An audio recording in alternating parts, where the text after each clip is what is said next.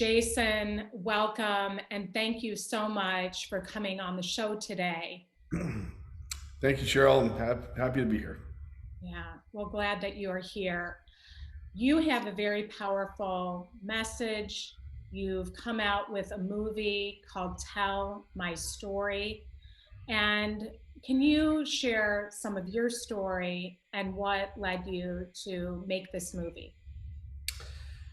Well, easy way to start this is saying that I never thought I'd be here talking about this topic, ever.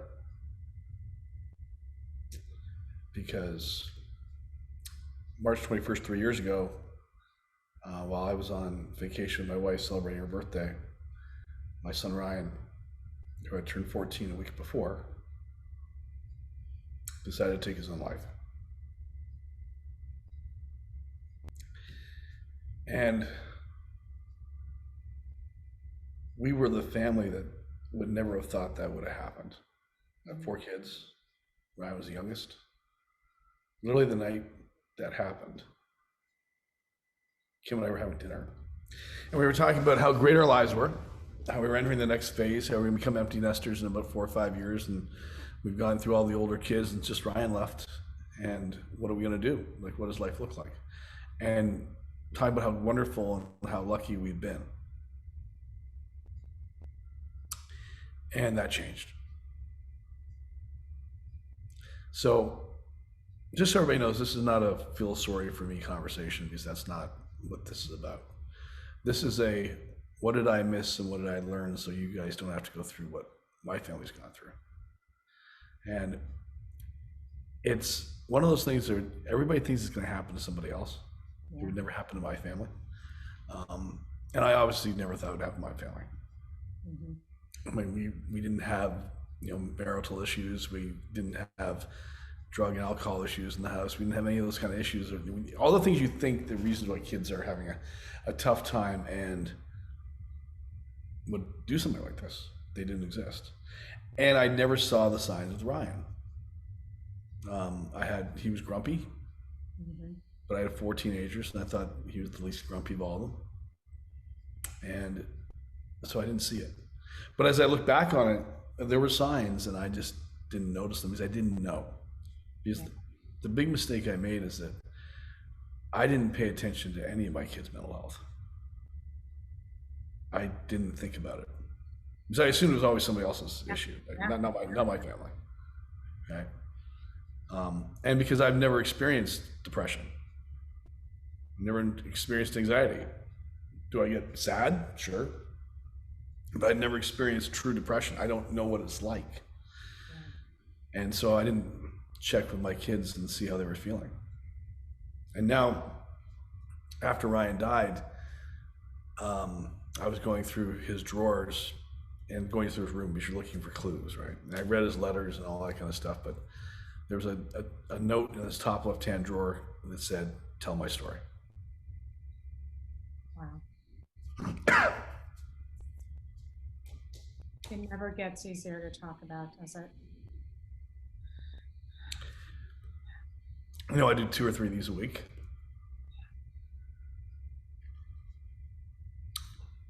It doesn't. Anyways, so. What do you think he meant by that? What did you come to? Well, great question. It wasn't so much about telling the story of Ryan. Because Ryan was a 13, just became 14-year-old boy who, for all sights, as I could tell, besides the fact he had Crohn's disease and that was a bad case, he was a happy-go-lucky kid with great grades and a good kid. We were literally planning our yearly trip, him and I, to Washington, because we go on a trip every year, and he wanted to go to Dubai the year after, so he was looking at hotels in Dubai, which, I mean, it was just like, that was the week before he died. Yeah, he had March Madness with his mother before we left for the trip, and they watched it together, and she said, "Ryan, you always have to watch this with me." He said, "Absolutely." So we didn't see it. So what do you mean by tell my story? I believe he meant tell the story of him and other kids so that parents can see the signs and understand what they need to maybe do differently. And that's what I did. So I did a TEDx talk in October of that year out in Lake Forest in your part of town. Mm-hmm. I did a following up TEDx talk in Temecula a couple years later, and I did a gold cast with the guys in Montreal about a year ago. The movie was supposed to come out in March of last year, and with COVID it didn't.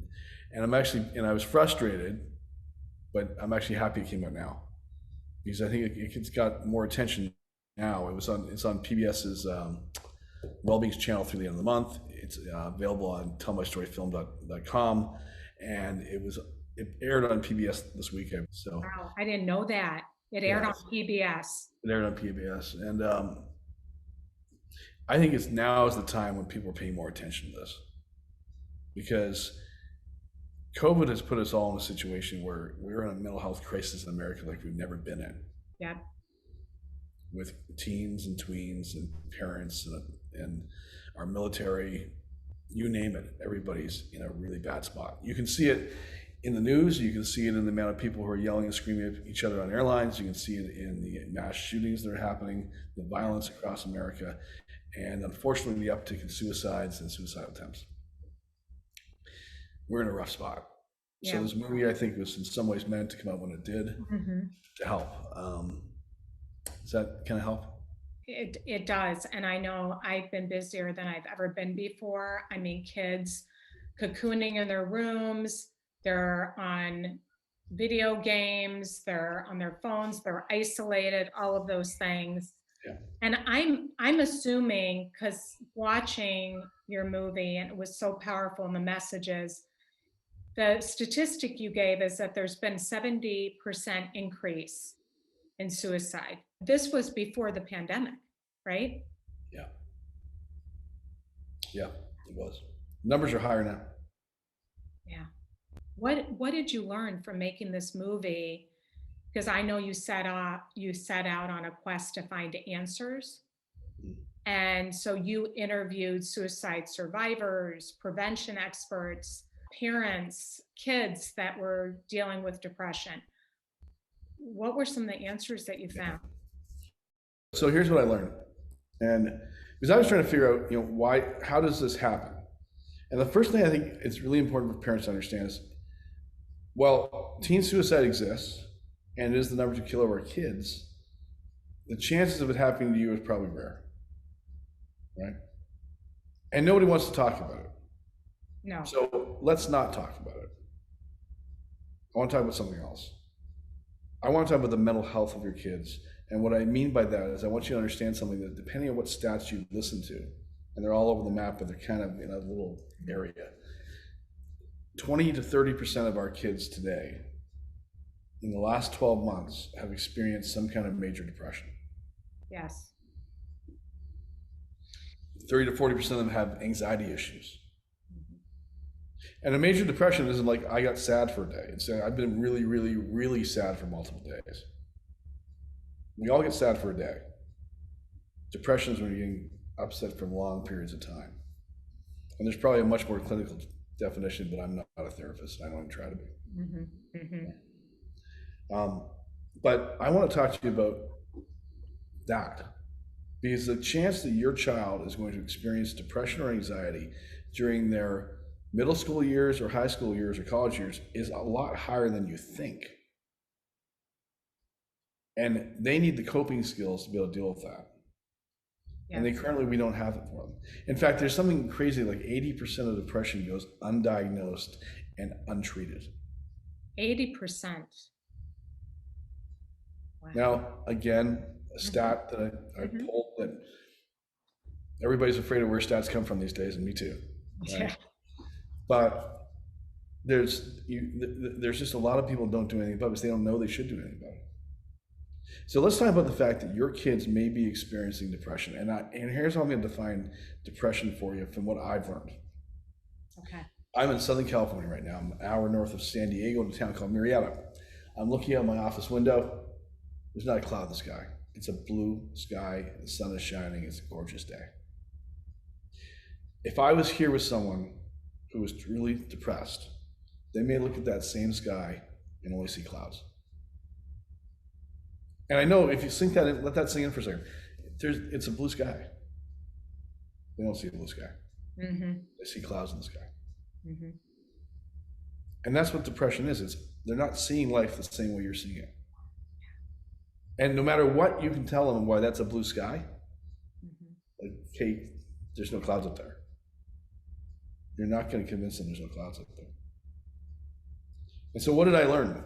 I learned from talking to kids and understanding from parents that have gone through this is that I can't convince you there's no clouds. Yeah.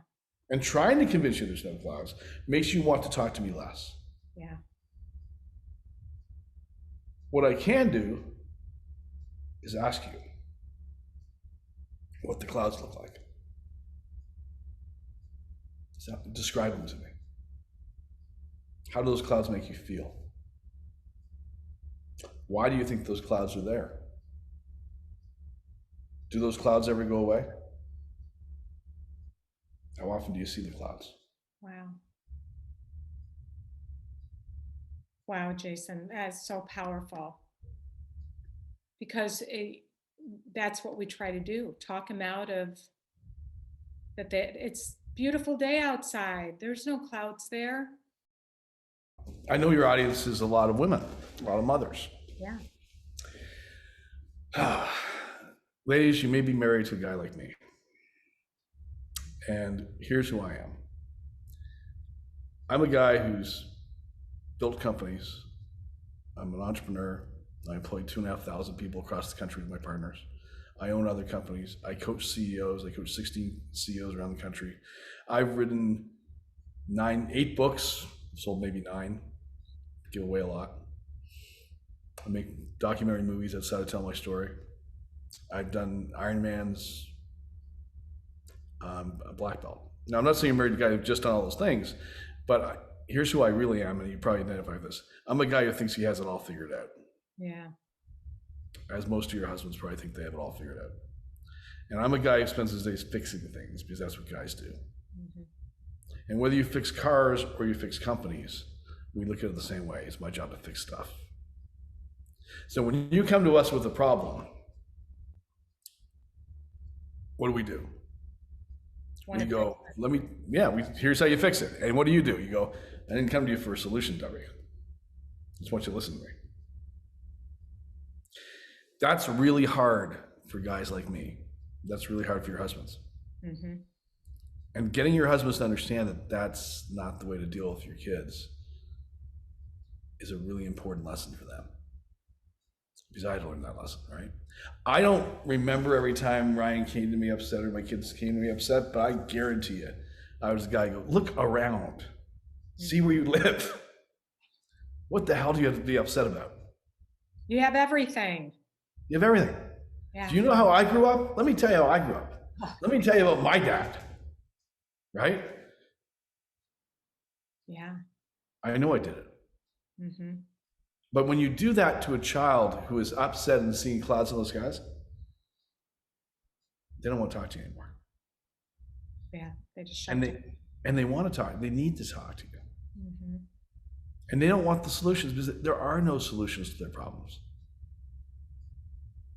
Here's the thing that I had to come to terms with as well. Is like when you go to a therapist, and I'd never been to one. Now I've got one on call 24 hours a day, it seems.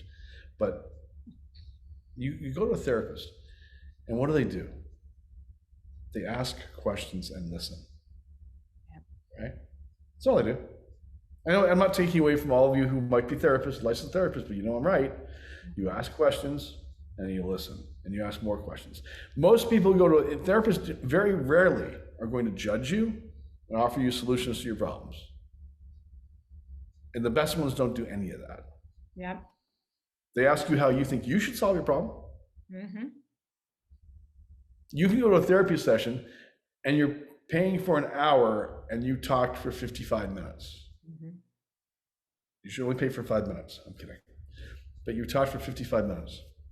You paid for an hour. And you walk out of there feeling better because you got it all off your chest. Yeah. And this is the point that I want to make sure everyone understands is you can all be your child's therapist. And sometimes you need to be your child's therapist, not your child's parent. And my big message with parents is if you want to change the path of mental health, at ChooseLife.org, we've set out saying we're going to end teen suicide by 2030. And people, you can't do that, Jay. I'm like, maybe not.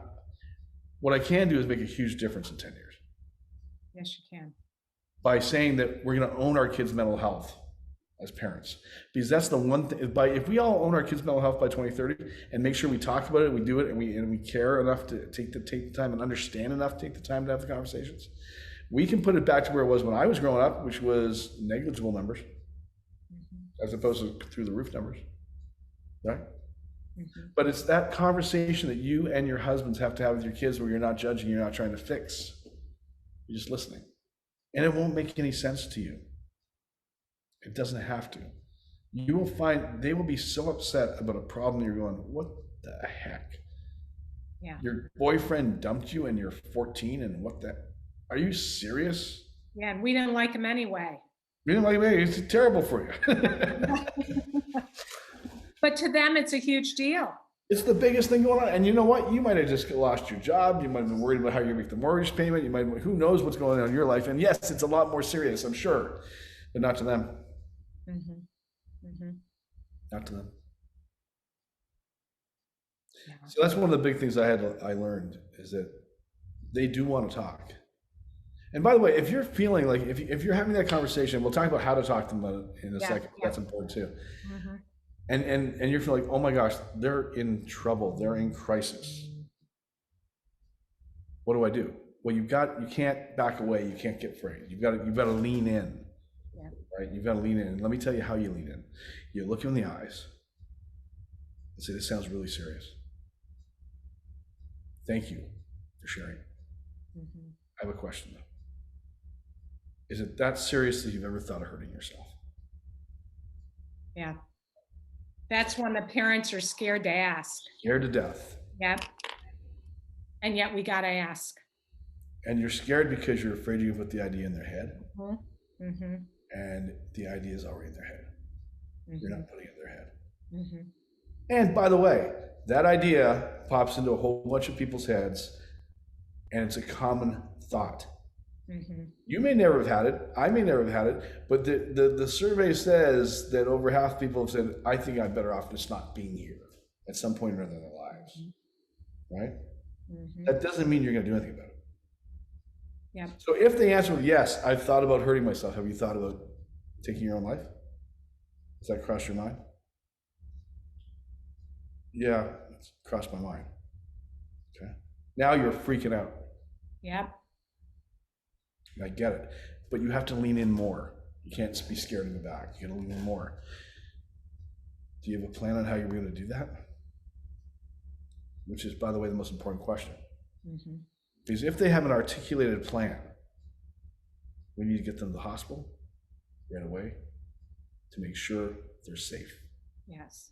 I'm going to do it on Thursday. Okay. Let's go talk to somebody.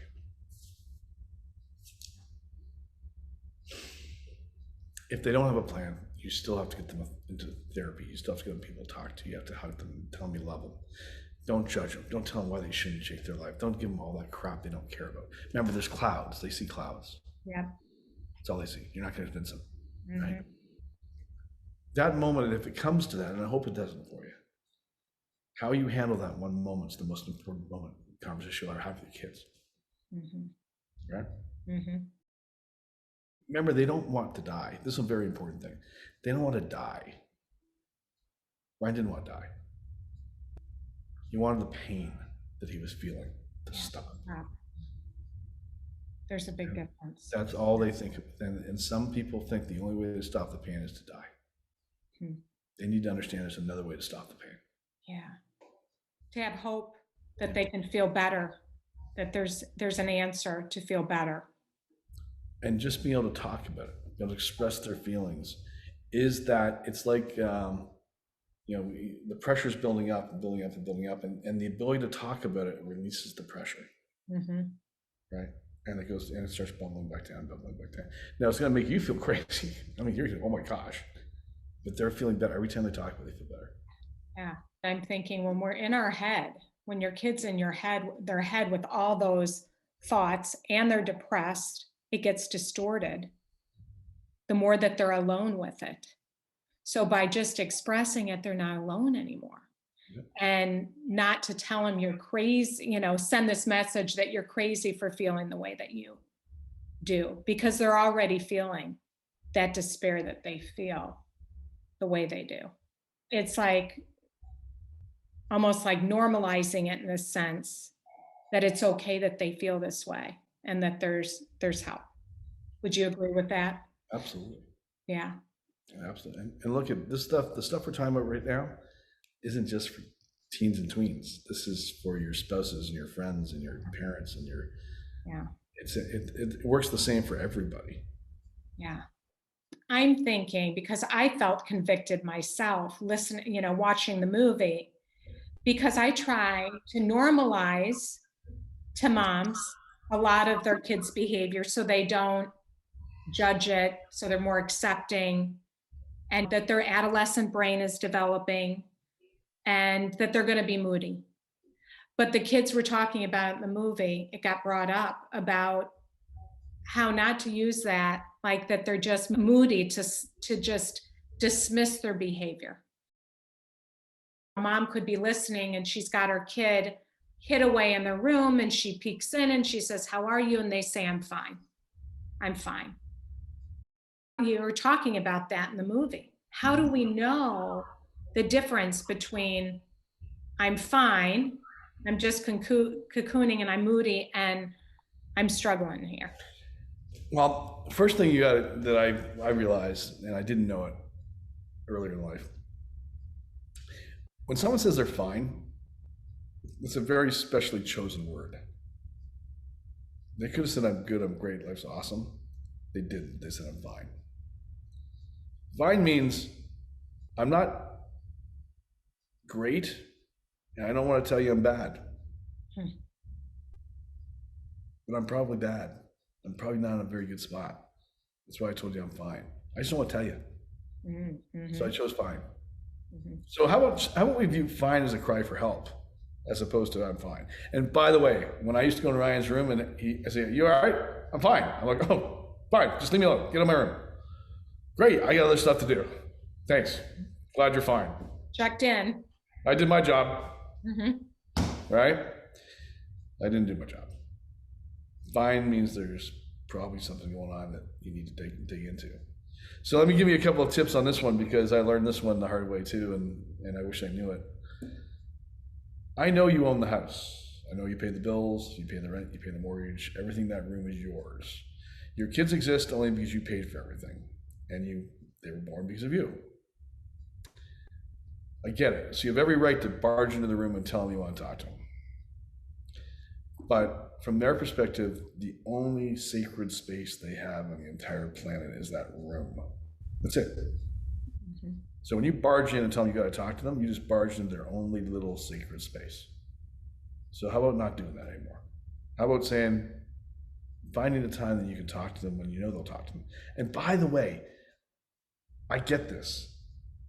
They never want to talk to you when you want to talk to them. Yeah.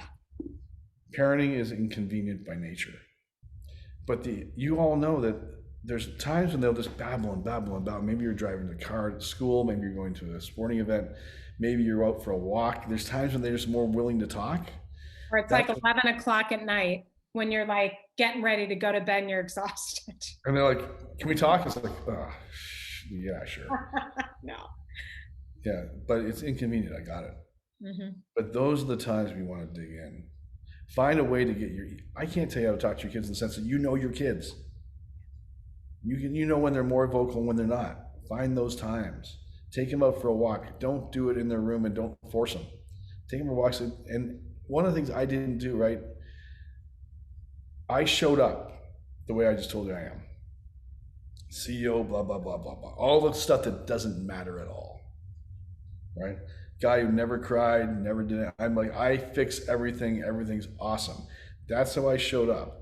The reality of my life, I've failed at like 13 other businesses myself. My partner's over 37 years or 27 years, almost bankrupt 2 or 3 times. I didn't tell Ryan any of that. I didn't tell my kids any of that. My wife doesn't even know. Well, I guess she does now. But I hid that from everybody. Yeah. So what did Ryan see? And this is another point for ladies, for your husbands, right? Ryan saw me as my life was completely put together and I got all my act together. I've done all these things and nothing ever went wrong for me. So when things went wrong for Ryan, he naturally assumed there must be a problem with him. I'm supposed to be strong. If I had the ability to do it all over again, and I guess I do with my kids and I have changed, I'd be a lot more sharing and vulnerable with my kids as to how I'm actually feeling. Hmm. So they see that, you know what, I don't have it all put together the way it looks like on the outside. And it's okay. And life's full of problems and full of challenges, and they happen every day, and that's okay. And how we deal with the problems, how we deal with the challenges is what matters. But they all have them. We all have them. And just because you look at that Facebook post or the Instagram person that you're going, their life is perfect, I guarantee you their life's not perfect. And we as parents know that. I hope you do, right? I hope we Well, all know even moms struggle with it. They look at the families and they're all together and smiling and happy and think, what's wrong with my family? Because we got a lot of bad stuff going on behind the scenes. right. And you don't understand the fight it took to take that picture. Oh, exactly. Like, they get that one smiling moment on Facebook, right? They're not seeing it, right? And then they all scatter and they're not talking to each other. It's like that's the reality of life. We all deal with the same stuff, right? Mm-hmm. But so as parents, for the most part, we can conceptualize that makes sense. As young kids who are 12, 13, 14 years of age, they can't. They look at that, they look at those kids and they go, well, their lives are so much better than mine. Mm-hmm. This is not depression, and unfortunately even suicide is not about where you stand in life from a socioeconomic standpoint. It spreads across everybody and everything. Mm-hmm. The high school cheerleader, the high school quarterback, whose lives are perfect compared to everybody else's and everybody else's eyes, are some of the more depressed people because they just don't know how to deal with stuff. Right? Not all of them, but some of them. Yeah. We just had at a big school here, Catholic high school, big quarterback, good looking kid, everything, great grades and everything, commit suicide Yeah. during the pandemic. Nobody even knew. I mean, it's every day, and the thing is that the only way you're going to stop is by paying attention to your kids. The only way we're going to stop by owning your kids' mental health. The only way you're going to stop is realizing that everything I'm telling you, don't take my word for it, look it up. Mm-hmm. This is real. Mm-hmm. We need to own our kids' mental health the way we own our kids' physical health. Mm-hmm. And you can't wait for your doctor or your school or someone else to do it for you. Yeah. Because they can't and they won't and they don't know what to do. Schools don't know what the hell to do. And doctors are not trained. There's not enough therapists. Mm-hmm. And it's not that hard to be your kid's therapist. Yeah. To listen. What's that? To listen. Yeah, just listen. That's all you gotta do. Mm-hmm. Mm-hmm. Listen and love them. That's all you gotta do. Accept them for who they are. Mm-hmm. Don't tell them they gotta change. They don't need to change. You have a really sweet part in the movie where you're with your daughter and you're sitting at the table and you're talking about both of your experiences and you're talking to her about your feelings and your emotions and how you didn't open up about your weaknesses and I thought what a beautiful picture of how to start that conversation with your kids, Yeah. the way that you did with her. Can you talk about how parents might even enter into that about wanting to be a family where you can actually talk about your struggles? Yeah, but I'll also tell you that's a bit of a Facebook moment. Say more. Well, my daughter and I stopped talking to each other pretty much after that movie was being made. And are just now starting to rekindle our relationship after 2.5 years. Wow. because she's had her own struggles and I've had my own struggles, and we have not agreed on things. Mm. And that's life. Like, yeah, that moment in the movie was a real moment, it wasn't a fake moment. Mm-hmm. But behind that moment were a lot of other deeper issues and how she may feel about me and I may feel about her. And we're now working through it, but it's tough. I do not have a lock on how you're supposed to do all this stuff. Yeah. Right? None of it's easy. It's messy. It's messy. But I can tell you some ways that I think are really important. And I was doing a lot of this stuff. Like, put down your phone. Have dinner. Mm-hmm. I wrote a book called Dinner Conversations, which is basically all the fun conversations we had at the dinner table, because there's any phones, any iPads, nothing. There's music playing in the background, and we had family dinner. It was an hour and a half at least of telling stories. Then we take the funniest story, I put it on Facebook, and then Ryan took all those stories off of Facebook and put it in the book called Dinner Conversations, which is essentially all my parenting mistakes the kids would laugh at. Wow. But even that didn't save us. I wondered when I saw that. I didn't see the year, but I was wondering, was that written before or after? The summer before he died, I paid him by the hour to go take all the Facebook posts off and put them in a book. Hmm.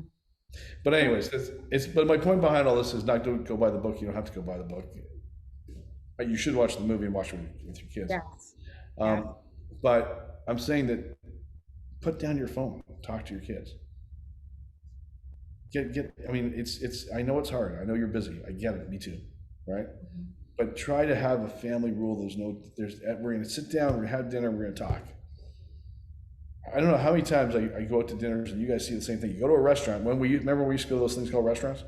When you used to go to a restaurant and you see a whole family with iPads and phones and like no one's talking to each other? I can tell you, we were the family that would go to dinner and we get there at 8 and we close the restaurant at 10:30 and we'd watch all these other families with, why are these people on their phones? Like, try to be more of that family. And even when you're that family, it doesn't mean nothing bad's going to happen to you, right? But that's a better family to be. Yeah. Right? Yeah.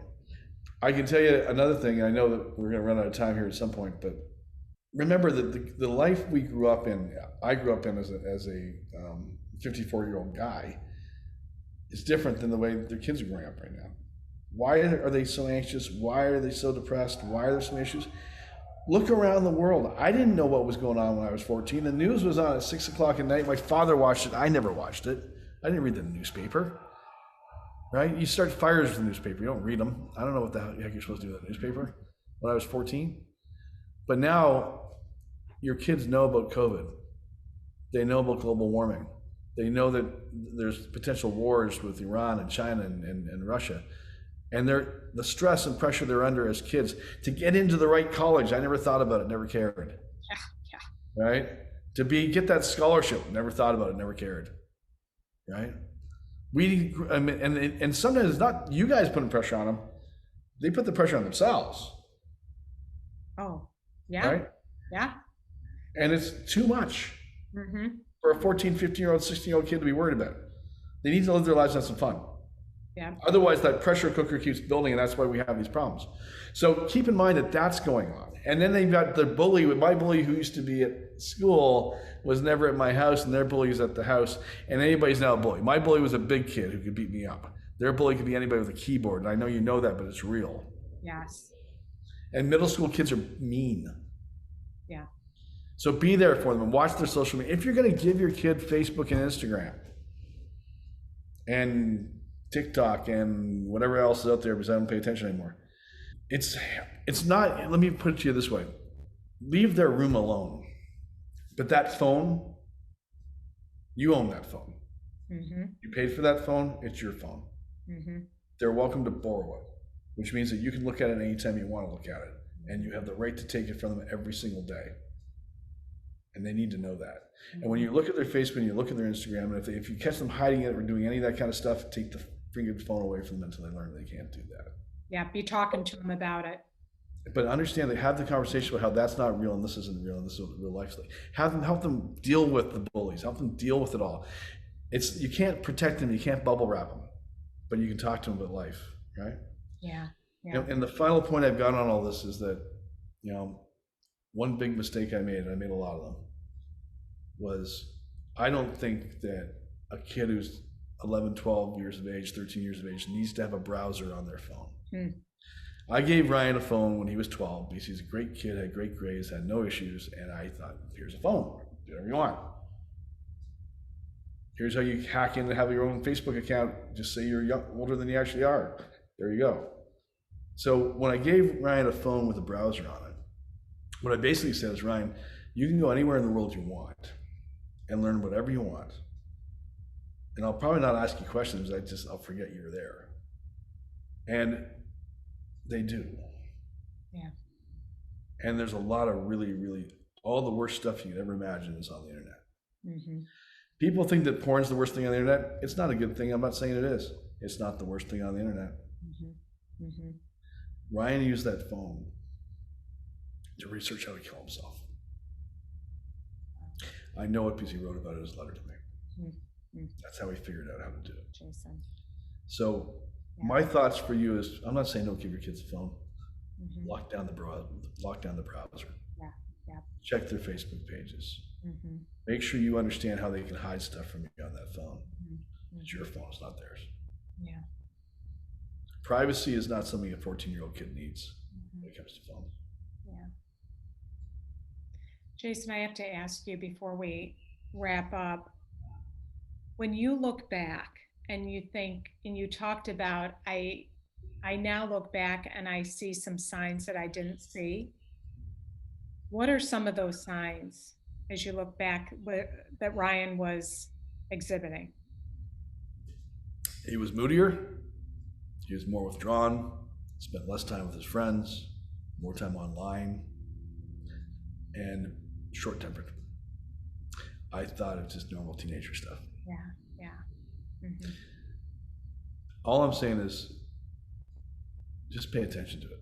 Talk to your kids and find out why they seem to be acting that way. Yeah. That's all. Just don't slough it off like it's don't slough it off. Yeah. Maybe it's normal teenager stuff. Mm-hmm. But the stats are staggering as to how many kids are actually experiencing major anxiety and depression. Teach them, and if they do, which most of us, a lot of us do, right? Mm-hmm. We need to learn how to deal with our anxiety and learn how to deal with our thoughts and depression. Mm-hmm. We can't let 80% of depression go untreated. No. Because that does lead to bad things. Yeah. Yeah. So what I'd love to offer up to you guys is please watch the movie. Watch it with your kids and have a conversation. I'd love it if you could go and figure out, maybe do a screening in your at your schools, because I want more people to see this movie. In fact, I'm going to look up really quick. I think, my producer was texting me last night saying, make sure you tell them they can do a screening at their schools. But if you go to howtowatch.com will show you how to do a screening at your school. Okay. Howtowatch.com. Yeah, and tellmystoryfilm.com is where you can see the film. Yeah. And I'm going to put all those links. Okay, tell my story. But look, if my message resonates with you and you believe this, please organize something with the parents in your neighborhoods. Let's get more and more people to see this, all right? Mm-hmm. And it is such a good film, and your kids, watching it with your kids, because you have so many people and kids talking about it in a vulnerable way, parents. I love that one gal that was filming you, that took all the pictures. She has Angela? Yeah, she's awesome. Yeah, she's super cool. It's powerful, and everybody needs to see the movie. And by the way, like I keep saying, it's not just about kids, it's all of us. Yeah. Well, thank you so much.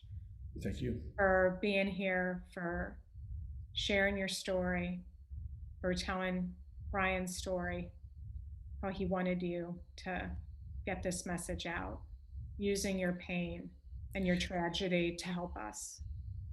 And if the movie's a little much for you, chooselife.org, J Talks, watch the Goalcast. It's like 8 minutes, 16 minutes, something like that. Mm-hmm. Or the Hot Lava Talk, which I think is 18 minutes. And I'll give you a lot of the stuff to think about with your kids. Yeah. Well, thank you. It's been so good to talk to you. Likewise. I appreciate you. Appreciate you. Thank you.